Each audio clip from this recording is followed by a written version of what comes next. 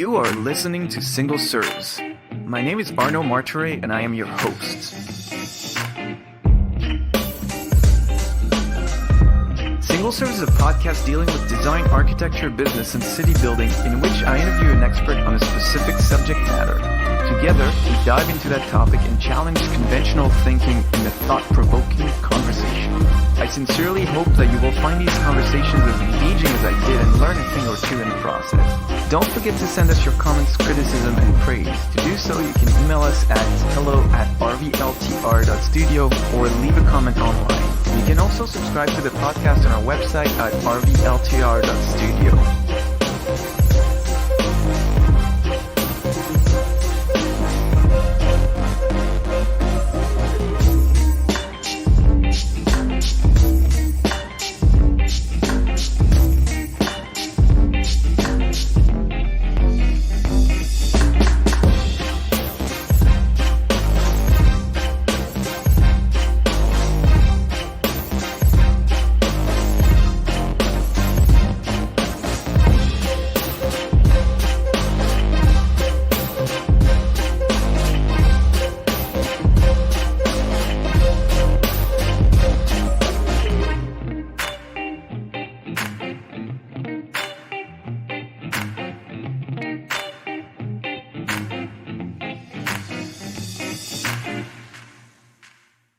Jake Rudin is a co-founder of the design career consulting company Out of Architecture, a career consulting firm helping architects exploring the value of their skills both in and out of the architectural profession.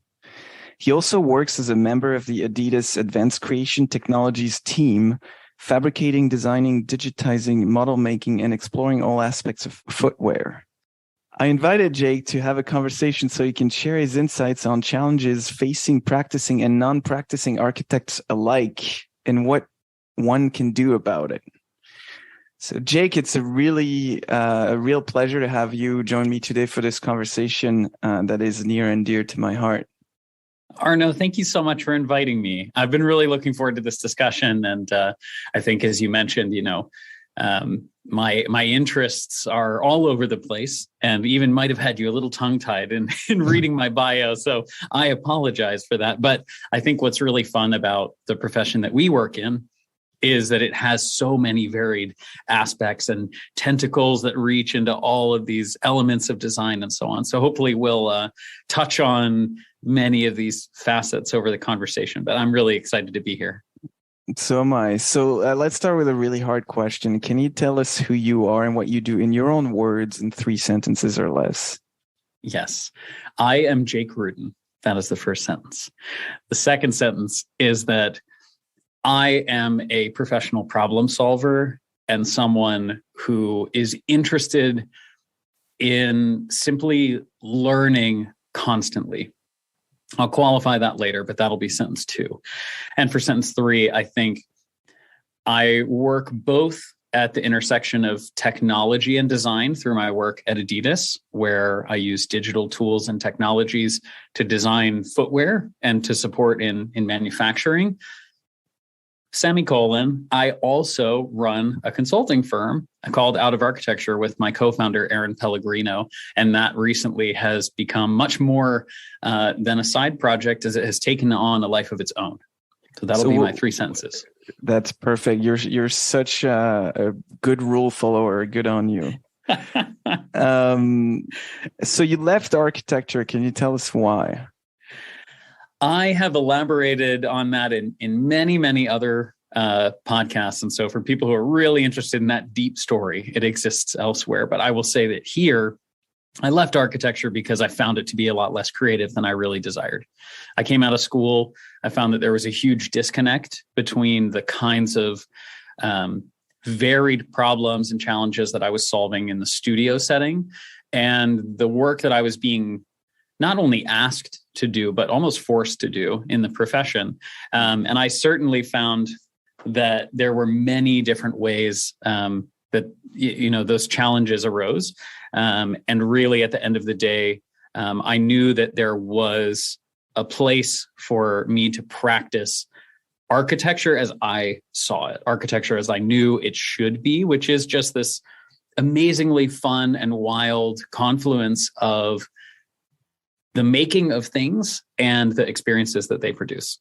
Mm-hmm. Now I have to stand up and wave so that the light will come back on in the space, but hopefully that tells you a little bit. I mean, there are some really strong anecdotes. I was told after interviewing for a digital innovation role at an architecture firm that position that I was looking for didn't exist in the profession, which was, I had interest in VR and game design and CNC milling and additive manufacturing. So that was a bit frustrating. I also had some pretty standard experiences, really long, really outrageous hours that I was very comfortable putting in, but wasn't receiving the kind of value back from either my workplace or my peers or my bosses that I felt I should be getting, both monetarily and also just in terms of appreciation, for the love and the work that I was putting in. So those were some of the reasons I left. So what would be some of the things you've learned since you've left and pivoted to other kind of jobs? Well, my very first role out of architecture was working as the director of business development for a small tech startup. And that title, director of business development, was extremely foreign to me. I learned nothing in school about pipelines or CRM, which is customer resource management, or, all of these tools of sales and marketing and advertising. But I found them very intuitive as someone who was interested in always learning, what is it that my clients need? What is it that, they're really after, getting to the root of their problem and then trying to design a solution around it. So I actually found selling to be really easy, and was pretty immediately disabused of this idea that architects can only do architecture. That was a huge learning from the pivot. But the second was that as I started to get more and more questions from other individuals about how I had made the switch, I found that it is actually something that can be taught, but really even less than that, it is just something that we all have the inherent ability to do. We just don't have the exposure to the variety of roles that exist kind of adjacent to architecture out there in the world, partly because in our architecture education, we're taught that there is a kind of singular goal, which is to become a principal or a firm owner or a starchitect or a star designer. And so I was always sort of blinded by that singular goal, right, of going to work for whatever firm it might be, Herzog and Demeron or OMA or Bjarke Ingels or, even some of the more niche firms, out here on the East Coast, or the bigger, more commercial firms. And I say East Coast, but I'm in fact on the West Coast. I do think it's, it was an amazing learning for me in the pivot that there were probably 150 other titles that I was qualified to have. And that was a big component of making the switch. And what you just said triggers a couple comments in my mind. One is that architecture school perpetuates that great lie that you can aspire to be a star architect and be one of the chosen few in the world that really dominates the press and the conversation. But the truth is that most people will never be that, either because they don't have what it takes, or they even just not the motivation to put in the work that you need to put to get to that level. That's the thing you never learn in school. I'd love to add to that, actually, and just say that, one of the things that we don't learn that is part of that pathway is marketing yourself and selling yourself and being sort of, self-aggrandizing in the way that Bjarke Ingels has done to make himself the most strongly marketed architect in the world. It's not, it's not by happenstance that he has entire departments of people dedicated to business development and marketing and social and all of these things. It's not just for the love of his work. Yeah. And the other lie, there's a few more to talk about, but the other big one is that those things happen in a vacuum and it's a single genius accomplishing all of that.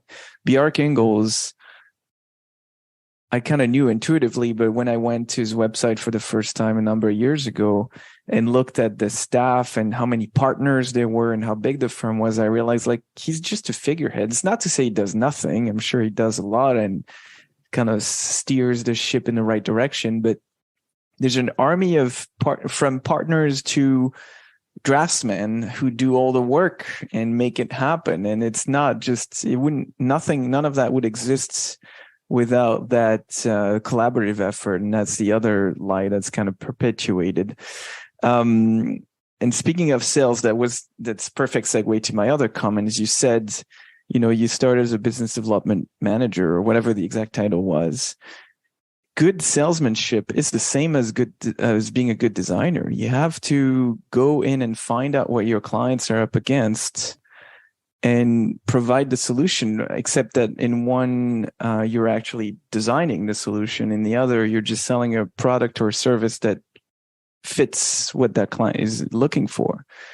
And so good salesmanship is not about pushing a product or service onto just about anyone. It's finding the right type of clients that are a good fit for what you're offering, whatever that may be. And that's often misunderstood about sales. And I think it's also another issue in the industry. And I've been talking about this for years, but it bears repeating, and I will repeat it until all architecture firms finally understand that. Yeah, it's that selling yourself is not a dirty job. Like, it can be a very fulfilling thing if you do it right. If you learn how to market yourself the right way and convey the right message and find the right clients, can actually be very fulfilling. So all of that is very interesting. But next question I have for you is, why do you think architects are seemingly so well suited to tackle all kinds of careers? When we start our education, we start by unlearning everything that we know about design. Mm-hmm. So when you go into architecture school, they teach you that a line is, when you're sketching, not some back and forth jittery sort of approximation of a mark between 2 points. It's two ends and a beautiful, sinewy, delicate, slightly trembling maybe segment in between the two. And you start to break down everything that you know into those elements, right? And you learn that a box is both a solid and a void. You don't even get to buildings until much farther down the line. Mm-hmm. You learn to draw buildings before you design anything. Of course. And you learn to see the world as, these sort of elements that can be manipulated and played with and turned over and made into experiences. But we sort of learn these like scaleless design elements that can be applied to not only a whole range of products, but also a whole range of processes. One of the things that I do on a daily basis here at my work in Adidas is I am constantly on the receiving end of ideas of innovation that have yet to find a sort of mechanism for being realized. And what I mean by that is I get a lot of really wonderful, thoughtful, creative moments. And part of my job is to learn what the intention is behind it and to then find a way of resolving it, whether it's through a piece of machinery or technology or 3D modeling or visualization, whatever that is. Mm-hmm. And all of that can be done regardless of whether it's a building or not. And I learned all of these things in relationship to the built environment, but every architect wants to design a chair. Every interior designer, goes through and designs a nook or a space or a bench or something related to the human body. And, that's a different scale than a building as a whole. And then we've all explored this idea of master planning. And, you start to branch out into these other sectors that might seem obvious as adjacencies. But when people come to me and they ask about transitioning into tech, their greatest fear is just, I don't have the language to speak, right? I don't really understand what it means to work in the tech industry. Mm-hmm. And once you make that translation of terminology, it actually opens up that, oh my goodness, there are so many parallels between designing your layout for your crit, designing this sort of wireframe, and doing that for a website, which you might have done for your portfolio, or doing this for, an application or an experience, which you might have done if you were ever designing a museum or curating art, or any of these things, right?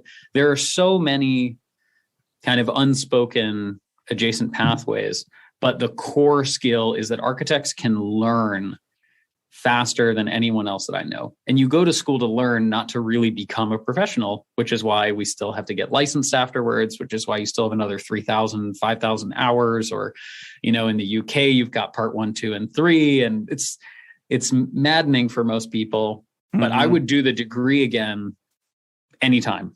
If I had to go back and go in reverse and start all over, I would get my architecture degree again. Oh, you would? That's interesting, because I wouldn't.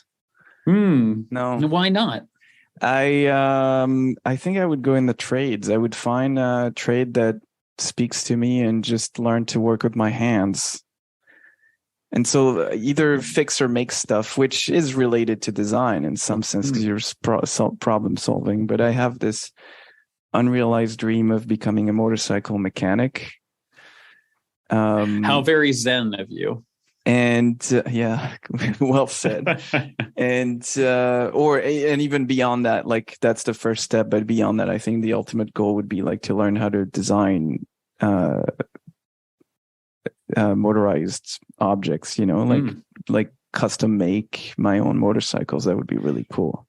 I would say that your degree would facilitate that better than just going to a school for trade, because when you have this sort of like broad understanding of the world, and you can look at the relationship between not just the motorcycle and the human, but the motorcycle and the road and the context of other vehicles and the climate and all of these things, like you have a more holistic view on the problem. It took you longer to get there for sure. Yeah. And if you do end up going down that route, I will be first in line for a custom bike. But I would say that it's very, very unlikely that you could leave architecture school without some of those skills of making. And I feel that every day. I'm always in the wood shop or, tinkering with something or assembling something. And I really would attribute all of that to my studies. Yeah, that's a very good point. Damn, I didn't expect you to be so wise. I look old for a reason. I have a lot of wisdom, but I don't know. It's taken years off my life to get there. So hey, you can't have everything, but I think it's a good thing to have. So let's talk about Adidas a little bit. And how did you end up there? Well, as I mentioned, I went through this series of interviews where I just, I realized that architecture was just not going to be for me. And part of it was, that I left the two best universities in the United States with very expensive degrees and, was getting offers for employment at, less than a tenth the cost of my education. So that was really jarring. And with a lot of student debt in tow, I really felt like, this is just not going to be a sustainable way for me to build my life. And also not really the kind of work that I was, discovering and I was interested in doing. So when I moved out here, I applied to everything. I applied to game design companies, and here being Portland, Oregon. I applied to Nike, which is headquartered here, and interviewed with them. And I applied to Adidas. And the difference and the sort of the winning factor for Adidas was that they loved all of the skills that I brought. They weren't just interested in my data visualization or coding, which Nike was. They weren't just interested in my ability to create plans and sections and so on, which architecture firms were. They were curious about my mold making and casting and 3D modeling and rendering and my interest in new materials and my interest in exploring, tree houses and climbing and sport and all of these things. And when someone holds out open arms and says, we want all of you, that's the place where you should go. And I consistently tell that to clients about of architecture is that, it is a two-way selection process. And when you are honest about what you bring to the table and someone appreciates it in that way, it's kind of like a very magical, very rare thing. Yeah, it is. Because both on the employer side and on the employee side, because I see it every day, people just, I wouldn't say they hire people or take jobs out of fear, but it's more like, okay, I got to pay the bills. And there's a lot of like very pedestrian practical considerations that I'm not dismissing. They're there for everyone, but in an ideal world, more people would do what you did, which is, go balls out on what you believe in and hope that you get the job you want, or you make your own job. Sometimes that's Absolutely. how it works. So was there a specific title that you were hired, like a job description you were hired for? Yeah. Much to what I'm sure will be my HR's dismay, I will say that the job descriptions here are horrendous and very, very lacking in kind of the truth of the work. So I always encourage people to reach out, make contact, network with the company, try and get in touch with the hiring team and have a conversation, because very often the bureaucracy behind creating a job description and creating a headcount and a new role in a company really hurts the understanding on the applicant side. So the job description that I applied for was senior manager of the Maker Lab. And this was something I thought, okay, well, I've done a lot of fabrication. I've worked with a lot of tools. I have a great model making experience. This sounds like a good fit. I didn't actually get an interview for that role. What I did get an interview for was a position called technical manager of footwear technologies or something like that, product creation technologies. And I went to that call with the recruiter, and about 15 minutes in, I said, look, I'm sorry, but I don't really know what the job is. I'm very flattered to be interviewing, but I don't think I even applied to this job. And the recruiter's name was Brian, a fantastic friend of mine since then over the last 6 years. And he said, no, don't worry about it. He said, I think you're a good fit for this role. And I said, great, tell me a little bit more about it. And it turns out that the role was basically a blend of what we call horizontal positions. And so in the company, there are verticals, running, basketball, soccer, all of these different things. But then there are horizontals and basically floating resources that can be utilized by any given team for a specific project.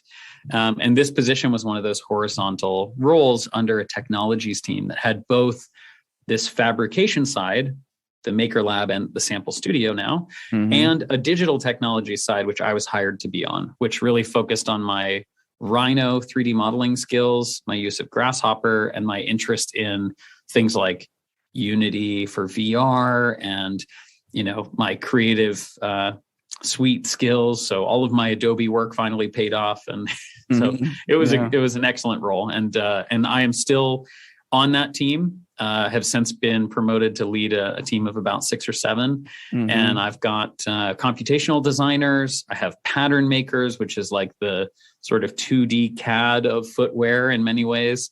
And it's just an absolute pleasure. And I love what I do. And so if LinkedIn is correct, your title is Senior Manager of Digital Technologies. Yes, and LinkedIn is correct. So what does that mean? So what that means is that as a senior manager, I'm responsible for other members of the team, other experts who are far better at these technical skills than I am. So I have Grasshopper experts and experts in Rhino and plenty of other different kinds of technologies, including like Intimodo and Swatch and lots of various things. But my responsibility is to make sure that all of the barriers are removed from the work that they're doing, that all of the expectations are set, and also that when necessary, we can sit down and I have enough understanding from my technical background to propose kind of elegant solutions to very complex problems. And that's my favorite thing to do, is to sit down and say, if we use this tool or abuse it in this way, and we sort of disregard the traditional notion of how we might use a computerized stitching machine, for example, we could actually trick it into doing this very cool thing for us. Now, go figure that out, right? And so there's a lot of back and forth, a lot of work with our innovation team. So I spend a lot of time being the bad guy in meetings and saying, like, that doesn't really make logical sense. And they say, no, it's going to be really cool. Don't worry about it. And of course, then I'm the one who's worrying about it. And it ends up being a really good, fun opportunity. And I think of myself very much like the civil engineer to the architect very often, saying, I'm not sure that that's going to stand up. And they're going, no, it's definitely going to stand up. The voice of reason, right? Yes. And then you're left trying to figure out how to make it all work. Yes. So do you approach teams with ideas and solutions, or they approach you with problems and then you're left to solve them? Oh, a little bit of both. What an amazing question, though. I love that question. So we work a lot like a small business. We have about 25 people in total in our advanced creation team. A big part of what we do is sort of creating solutions and shopping them around the business, right? For things that we sort of identify as needs. And that, I think, is what keeps our team growing, because the team has gone from about 12 to 15 when I started to, 27 or 30. And that has been a big part of my trajectory is, hey, this looks like an issue. Why don't we jump in? But I will say that what keeps the lights on really is the ongoing list of problems, or, I guess really just a lack of cohesive understanding of tools like 3D in the rest of the business. So we get to be those specialists that people rely on.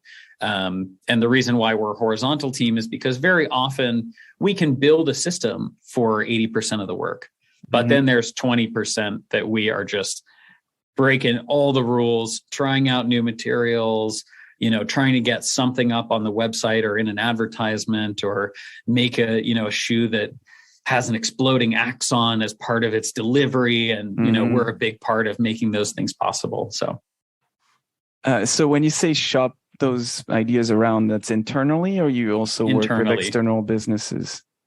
Yeah, predominantly internally. Okay.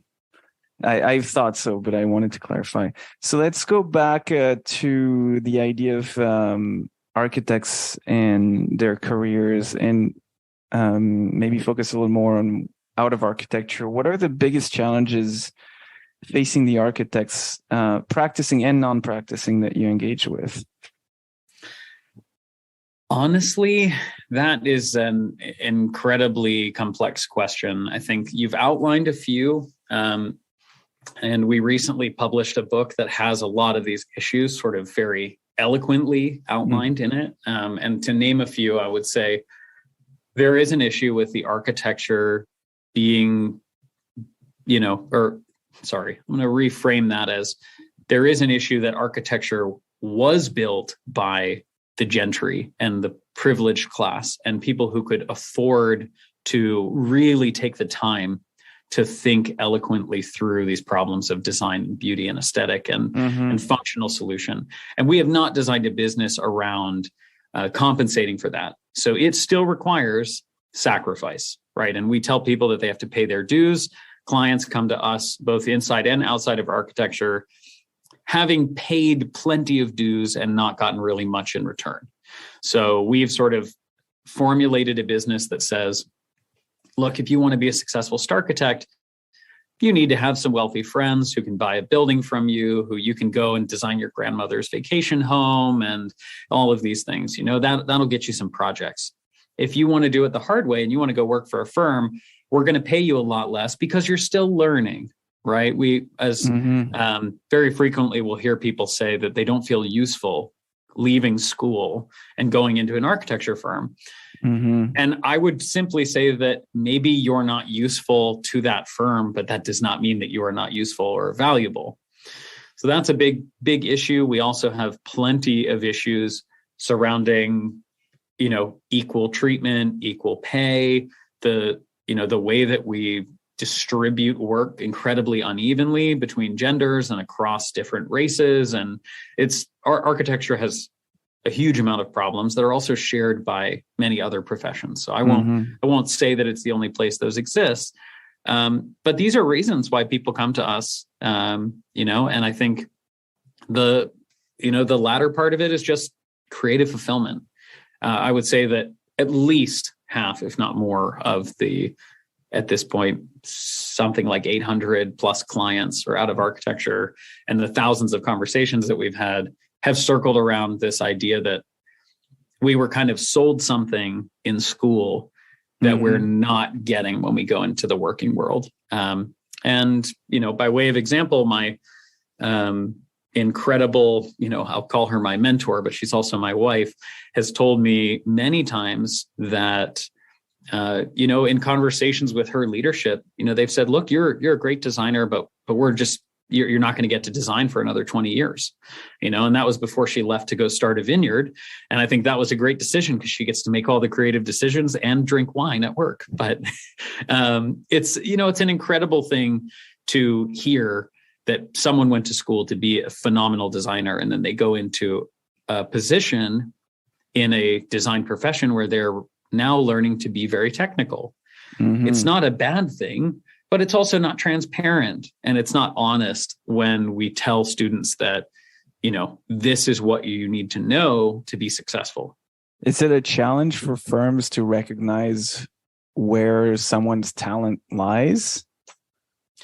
It is a challenge in that most firms, and I really appreciate you asking this question, most firms do not specialize their architects. They have architects or they have interior designers, but you do not have very specific roles for those people. Now, that's not to say that someone isn't sort of touted as the best visualizer and they might get all the visualization or rendering work, or someone is a better BIM modeler or BIM manager, and someone is a little bit better at doing the plans and all of these things. But we expect you to do everything, to be able to do everything.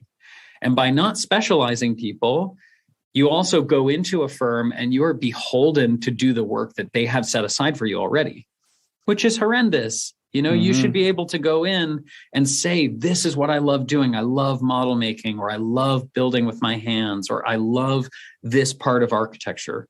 And yet we require architects to see through the entire building process, which can take 5 years. That's a long time, especially for a young person. You're asking them to come out of school, spend another 5 years on a single project before they really know how they feel about any given part of the process. That's a tough ask.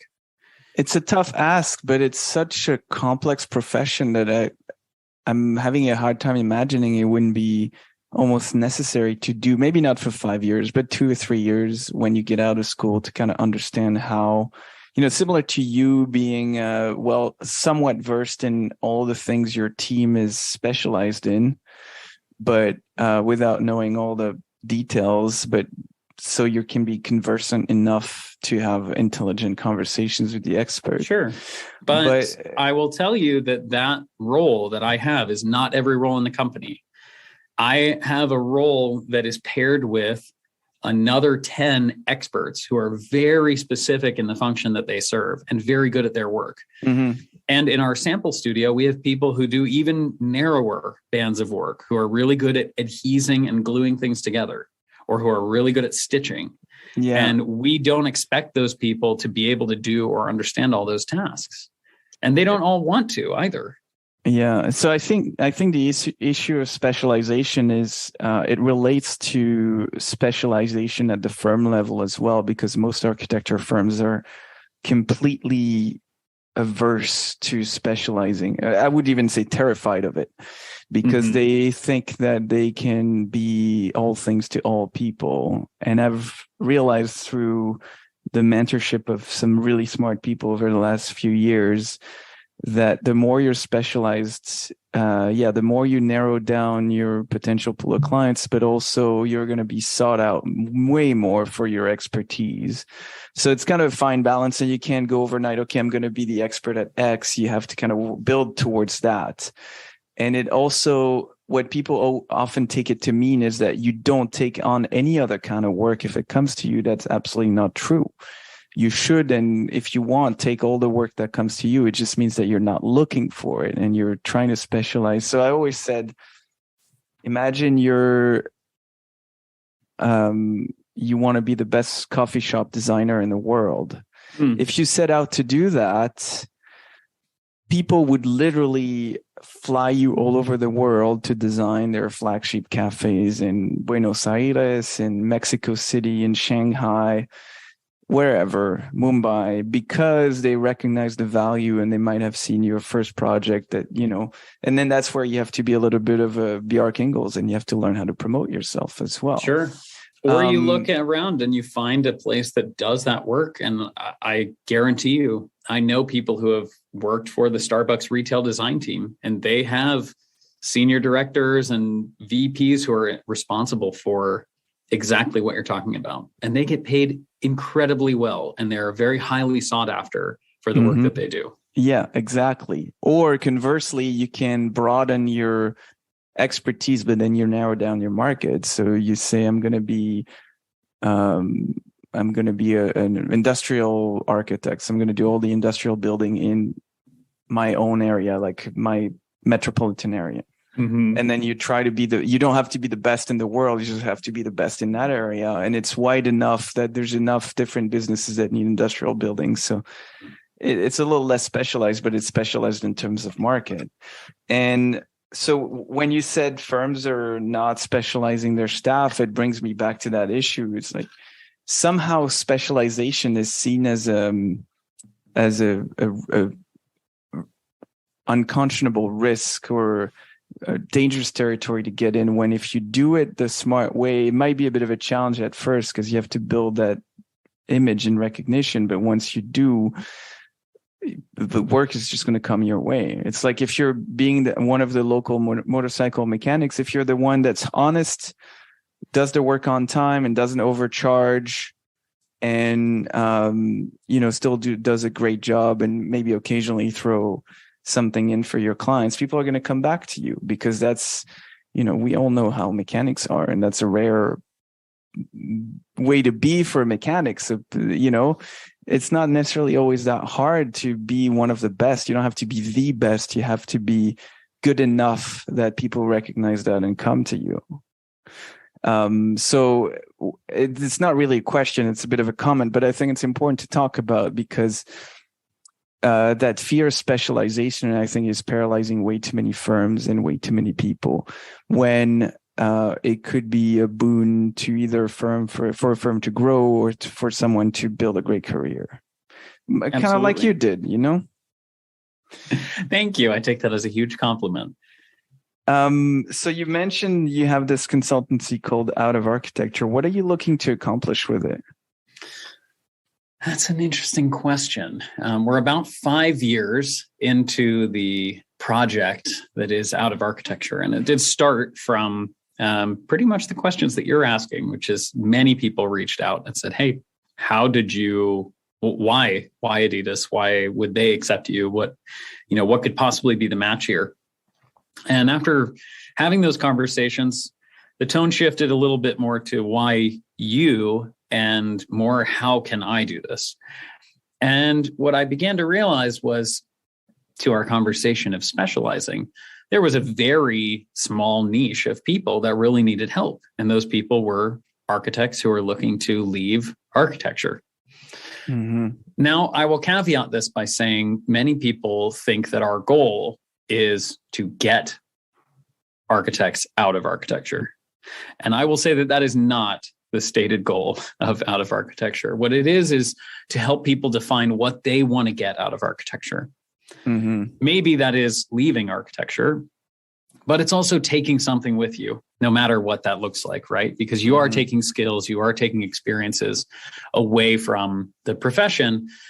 And sometimes you are turning around and supporting the profession from another lens. So we mentioned retail design, right? Which is a different way of practicing architecture, just not at a traditional firm. But then there are all manner of other roles. And we've talked about a few already, but the goal of Out of Architecture is first and foremost to help individuals who are feeling lost in their careers find roles that are both challenging as well as, and yes, the spotlight is very dramatic on me, that are challenging, creatively fulfilling, and that pay well and pay a respectful living wage.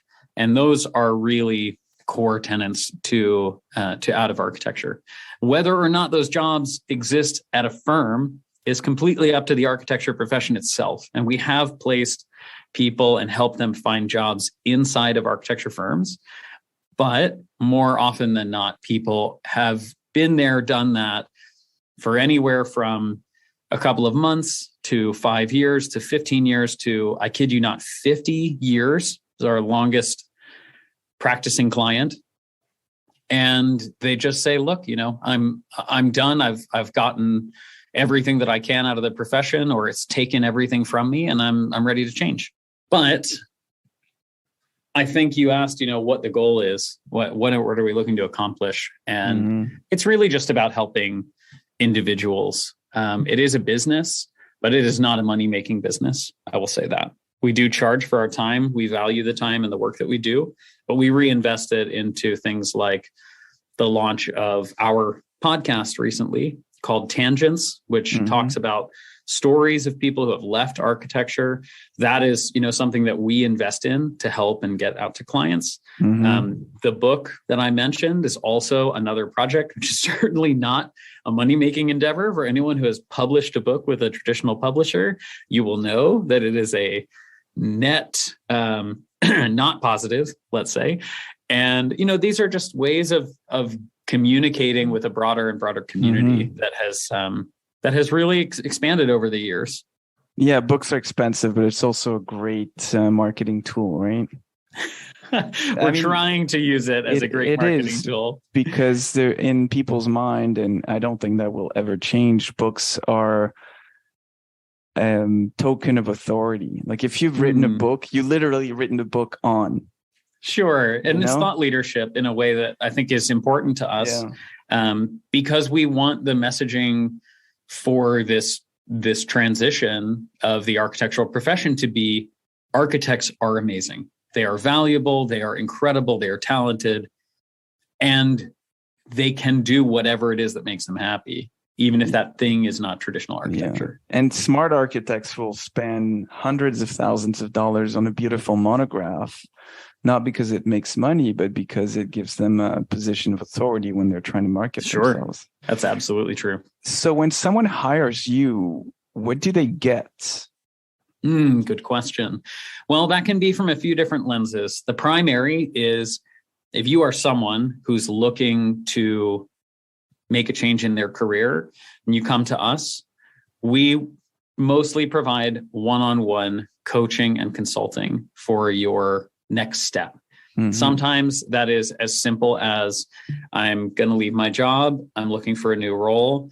I want to move into a position in product design, or a position in retail design, or a position, working in space architecture or on yacht design. These are all real examples of people that we've supported. And those are really interesting because a lot of that is people coming to us for our insight, for some discussion about what those roles might look like, for access to our network, which has become very vast and open to the idea that we have a lot of really strong, really amazing candidates who are looking to help find jobs for. So you're coming to us for all of those things.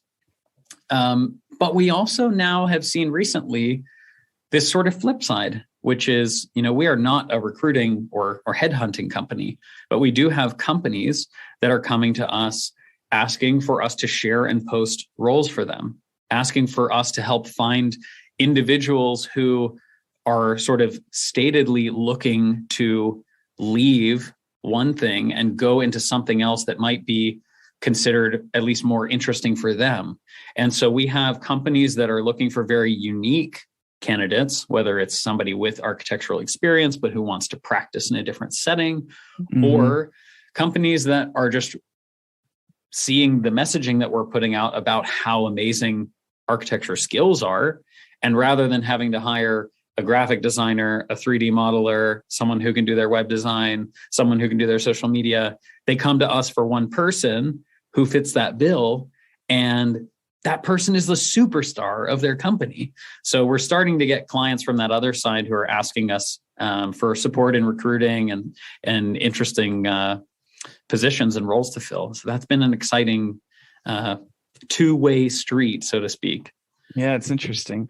So you briefly mentioned the book and what it is, but what is the key lesson you'd want someone to take away from reading the book called Out of Architecture, correct? Mm-hmm, yeah. Mm-hmm. The full title is Out of Architecture, The Value of Architects Beyond Traditional Practice. And that is the message, is that there is value to your degree and your skills beyond traditional practice. That's the core message. And I really genuinely believe that so many people are afraid of that, afraid of making that transition, or afraid that they're not good enough compared to people who have gone and studied something, like industrial design, I hear all the time, or, someone who's really studied human computer interaction. And I don't want to devalue those degrees and say that they're not as good as an architecture degree, but they're also not the only way of looking at those problems. And I hope that someone would pick up the book and, if nothing else, after the first few chapters, feel validated in their experiences and feel excited about design again. I think it's very fair to say that everybody goes through that phase in architecture of, what am I doing here? Why am I doing this? And I think that some people come out the other side just saying, well, this is it. This is all I know how to do. But I would hope that even if you're an architect listening to this and you pick up the book, the first few chapters are this narrative of falling in love with architecture. And it should reinvigorate you and re-excite you and make you feel like, wow, this was actually a great decision. Maybe I'm not in the perfect job for me right now, but that at some point, I can and have the ability to take this elsewhere. Do you think I wouldn't say lack of trust, because I don't think that's the issue, but the design being seen by most people who aren't designers as this frivolous thing that can be easily dispensed with, the reason why so many people don't find quite the fulfillment they're looking for in their design careers? Is there so much of an assault on the value of design constantly, whether it's conscious or unconscious, that people just get dispirited and say, throw their hands up in the air and say, I don't want to deal with this shit anymore? I saw an article posted on the UK Sunday Times website this week. I believe it was, "Damn the Architects, the Rich Man's Folly," something to that effect. Yeah. And the context of the op-ed piece, or whatever it is, I won't call it an article, was all architects are bastards who overcharge and steal your money. Now, that's not a great way, not a good look for the profession, let's say. And I do think that opinion is out there, but I genuinely do not think that is the main sentiment. I think we, as an architecture profession, and I'll include myself in that, point to those articles and say, look, this is why we're underpaid. I think that is a load of horse shit and a big excuse for firms to say, oh, yeah, you're right. That is why we're underpaying you. Because as soon as you step out and you look around at all the work that other people are doing, let's take a production agency for advertising and film and all of these things. Creative agency, studio-like process, long hours, a lot of smack talking, building things that don't work the first time around, creative tool set, right? Some technology, some motion, graphic design, all of these things. They make out like bandits because they charge for solutions that other people can't come up with. So when you have a company like Coke or Pepsi or Walmart or whatever it is, and they come to you and ask for a creative solution, you get to charge them whatever it is that you want.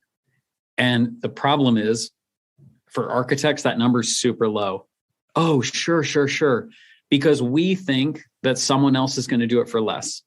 And that's right. I mean, that's absolutely right. You know, and architects undercut each other all the time. I'm with you on that one. I think you're right on the money, but it's a bit of a chicken and egg question in the sense that, yes, architects are absolutely 100% responsible for how much they get paid because they get to decide how much they charge. And if they decided to charge what their true worth was, they would just go seek the clients that are willing to pay for that. They wouldn't, they wouldn't fuck with the small potatoes that nickel and dime them at every turn. So that is very true. But I do think that there's, I'm going to use a very broad analogy and I might piss some people off doing so, but the managers, MBA types, I think there's a general sentiment. I could be wrong. And if you can prove me wrong, I'm happy to admit that. Well, I have an MBA, so I'll be curious to hear how you finish this sentence. I think there's a general sentiment that design is nice to have, but it's not necessary. It's a bit of a frivolous expense. And I mean, not all MBAs are that way. And there's a lot of MBAs that have design degrees, so they probably understand design better than anyone else and its value. But in the more, I don't know, again, I could be wrong. So if you can prove me wrong, I'm happy to hear your argument. But I think there's a bit of a sentiment that design, less and less so, but still to this day, is a nice to have that can be dispensed with. Yeah. Arnaud, I think you're right if it was 15 or 20 years ago. But I think that sentiment has shifted dramatically in other professions, especially in the professions that pull in big chunks of money per person, right? There's a low labor count for something like a tech company, and they are valuing the experience, the design of their tools and interfaces really dramatically. I mean, those have huge potential. And there's lots of architects that have gone to work for these big tech companies doing design that, you know, doesn't take any more or less time or really any more or less skill to put together a really good user interface. It's just a matter of, well, what are we providing to the client with this? And I think that's a big question for architects is, how do you explain to the client the value? Because at the end of the day, people are willing to pay for something that's going to bring them value. You know, like if you could spend $500 and for that $500, you get $800 of gold, you're going to do it because you're getting more than you're putting in, right? But when you design a building and you say, this building is going to provide you happiness or a sense of calm, that is a lot harder of a sell than saying the design and the layout of this building is going to increase the flow of business into your practice. And because you've spent this money on good architecture and good design, everyone's going to walk in that front door and you're going to make 60% more money. If you can say that, and you can underline that 60% and say, look, this is millions of dollars a year. And over 5 years, you're going to quadruple the money you're spending on this building. Someone's going to lay down a handful of cash and tell you that they would love to have you design their building. So framing is a huge part of why architecture does or doesn't sell, I think. Yeah. And so we go back to the idea of business development and sales. If you learn how to do it well, because I tell clients all the time, I'm not going to name names, but there's a client that I used to work with who charged, and it was a few years ago, so it might be different now, but at the time she would charge, I think, let's say $350 for the initial client consultation, where she would ask about their projects and get to know them and maybe sketch a couple ideas on paper and look at what's possible to do given the zoning of the area and whatever, like simple stuff. And I kept telling her for years, you need to charge 4 times as much. You need to charge $1,500 and tell your clients, if you hire me, I will take that off of the fee. But then at that point, you send the signal of, okay, my time is valuable. I'm happy to meet with you for a couple hours, but you got to pay up. And then if you decide to hire me, then it's going to be worth your while because we already have done a bunch of work and And it establishes the architect as the expert who's valuing their own time, and it also commits the client to something instead of saying, "Oh, I'll do it for cheap or even free," and then people don't feel committed to it because they have no skin in the game.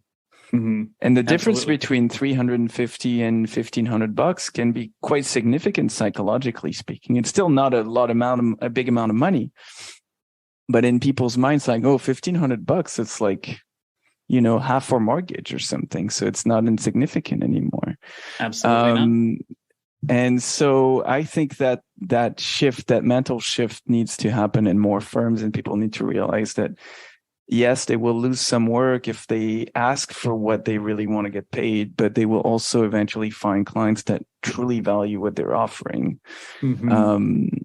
And I have this thing with my own work where I always try to find ways to at least tie part of my compensation with results.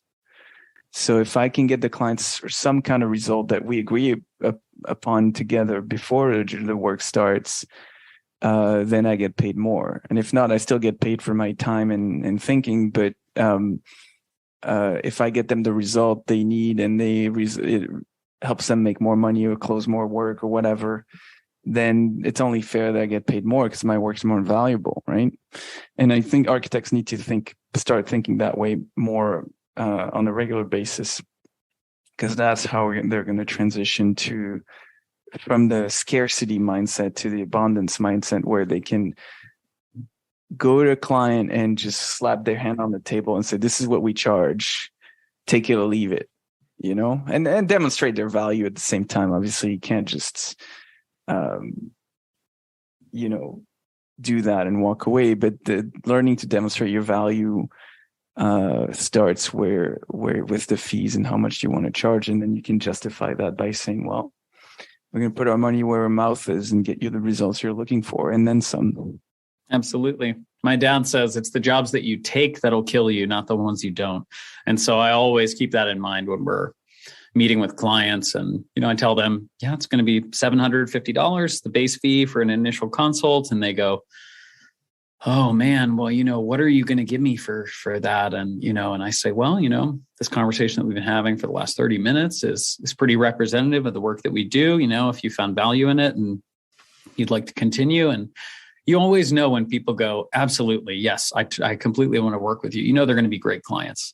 And when they start down the pathway of, "Well, okay, what's your success rate? How quickly will I be able to do this and this?" And, the more that you see someone hesitating, I think it's a good indicator that maybe that's not a good fit. Maybe they're really, yeah. Go ahead. No, I was being interrupted, but keep going. Sorry. No worries. That's okay, Arnaud. We're kind of coming to the end, and actually I have to excuse myself very briefly here. So yes, we can come to the last part. So do you have to go now, or you want to wrap up now? We can do your last couple of questions, and I'll take the time to show the book for sure. Yeah. That's pretty much all the questions I had, but as we were talking, something came to me. Do you think an architecture degree is the MBA of the future? That's a very interesting question. I think the architecture degree is a better general education than any liberal arts degree. I would recommend it highly for someone who doesn't necessarily know the pathway that they want to go, but is interested in learning a bunch of different things, because it has a huge number of valuable skills, but it's not an MBA. Having gotten an MBA, I will tell you that it is maybe more valuable to me and the kinds of work that I want to do than the MBA, but an understanding of the core fundamentals of business is so lacking in architecture that there is no way that an architecture degree as it stands currently could replace an MBA. That's a good answer. So how can people connect with you, engage you, or buy your book? Well, if you want to connect with me, I am obsessed with LinkedIn, and I am super happy to connect and meet people and chat. So you're welcome to find me there. For Out of Architecture, we have both a presence on LinkedIn as well as Instagram at Out of Architecture. If you want to come to us for pretty much anything that we do through that, whether it's to engage with our new podcast called Tangents, you can find that on our Out of Architecture website. You can also purchase the book or the audiobook for those of you who like listening to longer format audio.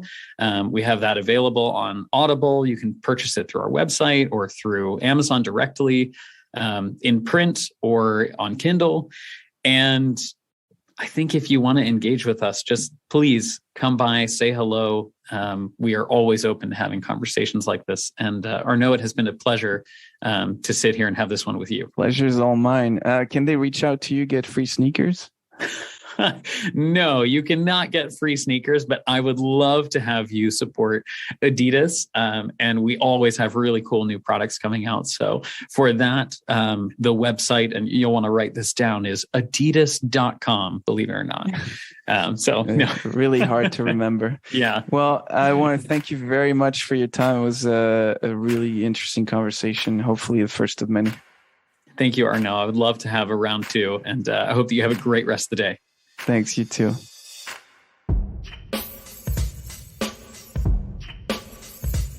Hey, Arnaud here. I hope you've enjoyed this episode and that you'll come back for more. Please share with your friends and colleagues, and remember to subscribe on our website at rvltr.studio. Until next time, ciao.